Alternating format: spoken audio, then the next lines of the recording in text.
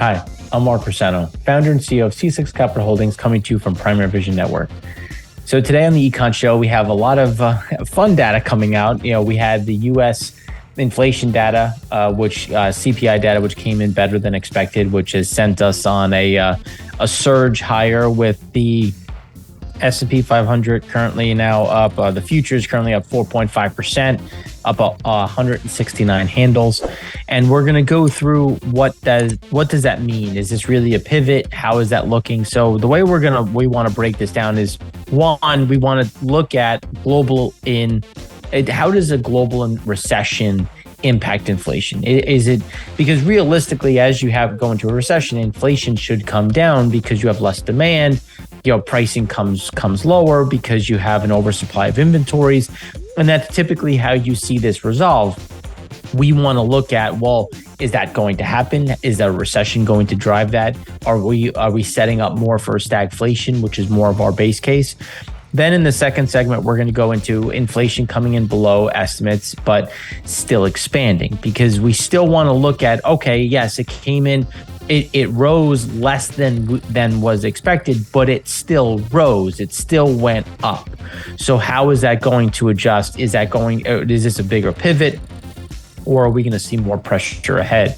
Then we want to look at business data. The small business data came out. How are things shaping up? And what does that mean for wages going forward? Then obviously recession risks continue to expand in the EU, and that continues to hit a lot of the different pieces of the economic puzzle.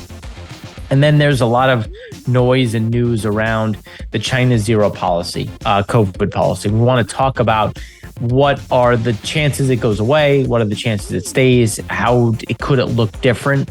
Because there's a lot of information coming out that is going to be important to look at, because it is going to be a big driver to what does global demand look like, because China is obviously one of the big pieces of that underlying puzzle. So now as we look a bit deeper into the data itself, I thought it would be a good place to start to look at the Eurozone versus the US and goods versus services inflation. So one of the things that we had been talking about on this show was how service inflation was really going higher, while we did see goods inflation coming down in the US. And the reason why is because you had a huge fiscal dump of money into the consumer's hands, and they ran out and bought everything that they could. And that's true American fashion of, if it wasn't nailed down, it was getting sold and being carried out by the consumer because they just got free money. So when you look at this, that was where you had this huge surge, but now it's coming down because that's the fiscal drag. The problem is in the Eurozone, because of energy prices, because of electricity prices, you are not getting the same type of move lower. But there were also and one of the things that we've been talking about is that the US is ahead of Europe on the inflationary spiral. And you can see that with the on the good side, where there was that surge up, that was coming down, and you could see the Eurozone goods have moved higher. Services is starting to gain traction.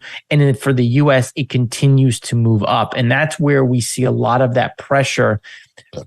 When you're looking at the service front, that's going to keep things moving higher. Now, when you look at the difference in service inflation, rental costs are the biggest piece. Rents continue to move higher, and when you look at the Eurozone, it's just now starting to peak, to move higher. And then residential property prices have surged for the US versus the Eurozone is obviously much moved up as well, but not to the same degree. So you can see kind of where some of the pressure points are, but it's important to look at rental inflation because rents haven't gone up the same way in the Eurozone, but yet you're still seeing a lot of the pressure in terms of goods inflation, service inflation, and it's not as much driven by rent, which is why the electricity piece, the natural gas piece, imports matter so much when we're looking at how this is going to continue to impact and the importance of exports to the European economy, especially Germany, is going to be another one of those big overhangs, which is why it's so important to look at the variable past peak up and down. So when you look at coal additions actually woke up. Natural gas has come down. Wind and solar has obviously also gained a lot of traction. But the bigger problem that we see is the intermittent nature of wind and solar. And especially when you start looking at cloud cover, when you start looking at solar intensity, there is a natural problem as we progress into the winter months. Wind and solar, and again, you have to be fair to all of these different assets. Wind and solar work fairly well in the summer months. Solar intensity is at its peak. You don't have to worry about snow cover, ice. Cloud cover is obviously going to be a problem, but that's something that can be mitigated. And when you look at it, but the problem is not going to be summer. It's really going to be the winter months when you have all of those underlying problems that we said, which is when you would rely more on natural gas and coal. But when you look at the timing of it, when you look at the availability of it, that is where it's being diminished, and we're relying more and more on peakers. And in order for a wind and solar asset to be deemed base and really carry the grid through the winter months, well, you're going to have a natural gas backup. Because if you need to be able to kick something on, short cycle gas turbine turns on in 2 to 3 hours. So that's how you would bridge the gap. But yet when you look at wind and solar, they talk about how low to no variable cost. So it's like, well, there is if you have a short cycle gas turbine, because you're going to have to buy gas for that turbine. And those are some of the problems. So when you look at the economics of it, it's a flawed metric. Then you can see that with the fuel shifts to Europe. And it comes down to how much LNG is projected to come through. But what Europe absorbs is not going into other nations. So when you look at India, Bangladesh, Pakistan, Thailand, Mexico, more importantly, Bangladesh and Pakistan, when you look at what is average and what is happening now, well, Europe has the money to buy it, to pay the premium. Pakistan and Bangladesh do not. And that's when you're starting to see them, and that's where they're going to have to go down the green scale, if you will. And because we already know they can't afford middle distillate and diesel based on everything we've talked about on the EIA show. So that's when they turn around and they start buying high sulfur fuel oil, heavy disti, heavy resid. And that's, again, going to make that situation worse when we consider coal consumption, natural gas, and the green area. But Europe is still a buyer of that natural gas. Now, there's less new generation coming on, but they still need it to fill the void, which is why Europe is going to be that beholden buyer, keeping prices elevated on the LNG front. Now, the question is going to be, when does Freeport come back? We're still waiting. They should have been. We've already should have seen a report of remediation, scale of when they're going to come back on. So without them, we've seen a pressure on the natural gas market, just because, is there going to be another delay? And if there's another delay, that will put more gas in in storage. And then when you look at German imports of natural gas by country, others obviously grown as LNGs become more important. But the U.S. annual natural gas trade is going higher. It's going higher again next year. You see another 3 BCF a day moving into the export market. And even though we have new pipelines coming online between 2023, 2024, 2025, a lot of that is being directed towards the export market. We have new LNG capacity, expanding LNG capacity, and this is going to become a much bigger piece. Now, that's good for Germany, who's importing more. But when you look at the U.S., well, how much of it is not going north? Where is New England going to be? Because they have to compete against Europe for LNG capacity. And those are some of the key pitfalls that we see, which is why are we talking about this so much? This is inflationary. When you look at the backdrop behind where is inflation pressures going to go, this is going to be, again, something that's going to keep pricing elevated. Now, even if you get something that will slow down, the level of inflation will slow, this isn't reversing. And that's why when you look at the stagflationary backdrop, this is something that's going to hit all countries, because as Europe absorbs more, Pakistan, Bangladesh, Central Asia buys less because they can't afford it. So then they have to go out and try to buy diesel, expensive, can't afford it. Then they have to go out and try to buy heavy residual, heavy disti.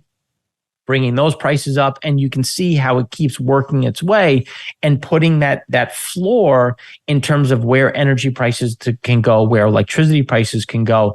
And that's going to be the bigger problem as we progress through the remainder of really through all of next year, because it's going to put pressure on these economies. Now, all of this being said, global PMIs are coming down. We're already in a contractionary standpoint. Obviously, that's a recessionary signal. Composite PMI, when you look at the different areas, every region is now in some sort of contraction. It doesn't necessarily mean you're in a full-on recession. It just means that when you're looking at the some of the key pieces, you're contracting. We're still at this point of starting to see that come down. But when you look at new orders, new export orders, inventories versus sales, all of it is showing you that the recessionary or the contraction is picking up steam, which will help put a cap on some of this inflationary pricing. In segment 5, we're going to talk more about Chinese PPI and CPI. It has gone into deflationary territory. But it's going to be important to talk about where, because yes, you're seeing some of this come down, which is going to be good because, if you're looking to buy a television, a new phone, a new microphone, technically those prices should come down, but food is still going higher, shelter is still going higher. So and again, we're talking globally speaking, those pieces are still going up, and electricity prices, gasoline, diesel. So yes, some of this is going to be deflationary, but some of it's going to be inflationary, giving us that stagflationary backdrop, which is where we see a lot of that longer term pressure. Bond fund flows, again, you're starting to see your emerging market bonds, people are running away. The view is that there might be a pivot in the Fed. If there is some sort of pivot, given as for those that have been watching, we've expected a 50 to 75 basis point hike in December. Given the data sets, we're now firmly at 50 basis points, not so much at the 75. So it'll be interesting to see how that happens, but you're still going up. So that's why we still see pressure on the emerging market bond side, because now not only were you worried about inflation, excuse me, now you have to be concerned about, well, what does a recession look like? What does that do to the earnings power of the emerging market world, with FedEx, laying up planes? You have Maastricht talking about reductions. Amazon's talking about laying off people. You've already had layoffs pick up at Meta and other areas. So those are buyers, and those people are not going to buy the same way. Those employees, those logistic companies are telling you there's a problem. They're buyers of raw materials, a lot of which come from emerging markets, putting pressure on those areas. Then when you look at that decoupling, you can see that Asia has held up versus Europe, versus LATAM, versus EMEA, which is, and that's why when you start looking at the pressure points, we still think there is some issues when you're talking about Asia, especially not so much China, but where is India right now? When you look at the next shoe to drop, India has really been able to hold up and do fairly well.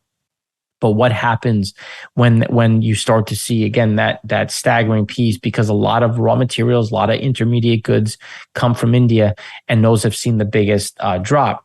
Current yield versus the 10-year range, it's obviously adjusted a bit given where rates are today. Rates have come down. They've started to pick back up.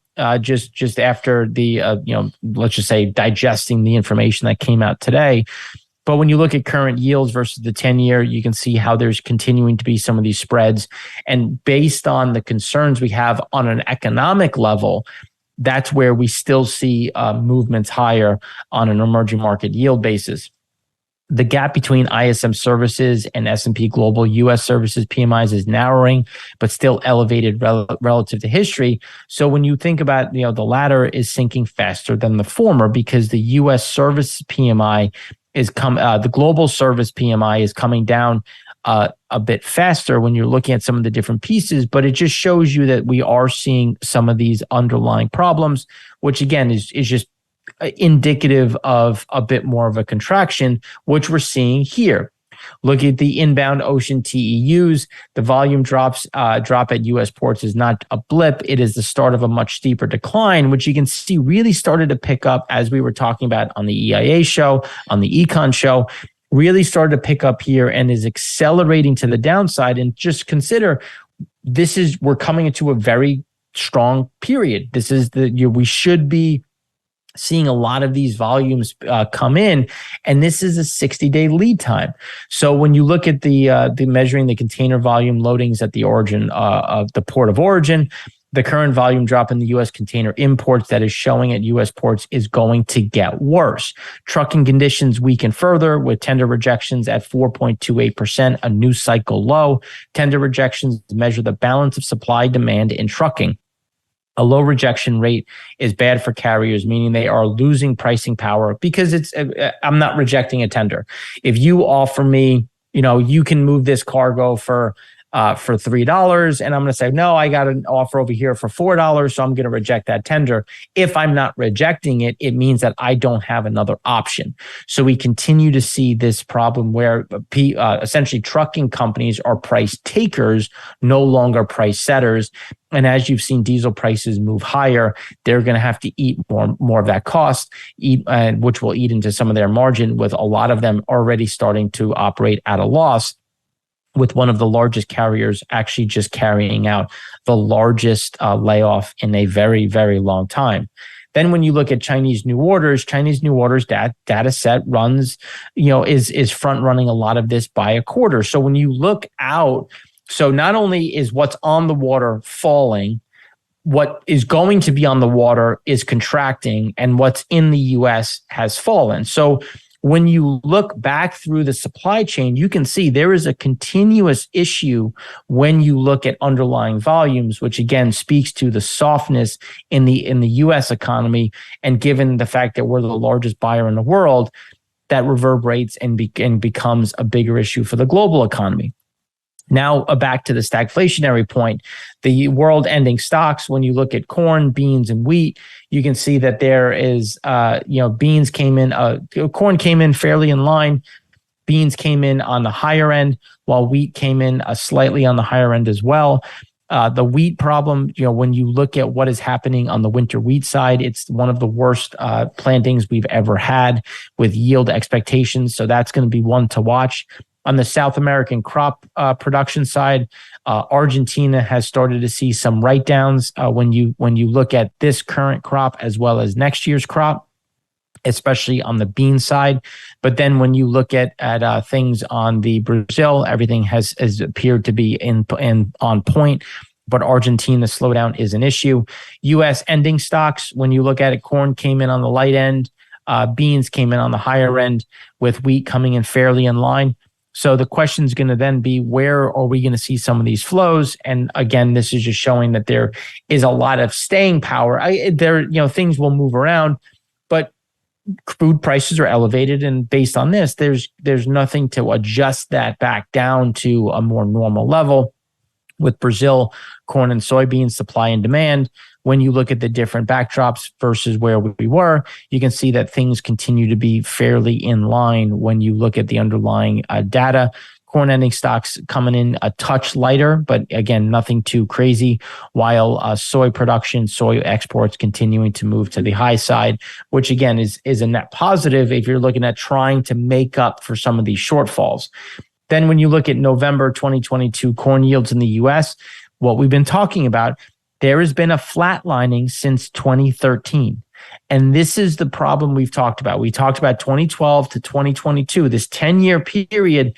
We've seen things just go sideways. And when you think about this going sideways while the global population rises, we continue to see this movement higher.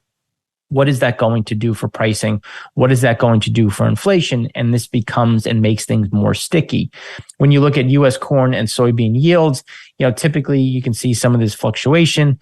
Last year, USDA's January yields were very close to the ones from November, but that was not the case in the previous few years. Yields for corn and soybeans came down notably in January for both the 2018 and 2020 crops, and they rose from November in 2019. So what are we going to see when we get to the end of this harvest? And that's going to be important. But then when you look at the UN Food the UN Food and Agriculture World Food Price Index, you can see that we have flatlined, and going back to 1990, we still remain at, again, we had a spike. The spike has come down. There's staying power here. And that's the biggest piece that we keep talking about, is there is a lot of staying power at this elevated level, which is above where we were in 2008, which is above where we were in 2011. And if you remember, that created a huge problem with a lot of knock-on effects. And then taking that and looking at the US, here you can see that on the price summary level, prices continue to remain elevated and moving higher.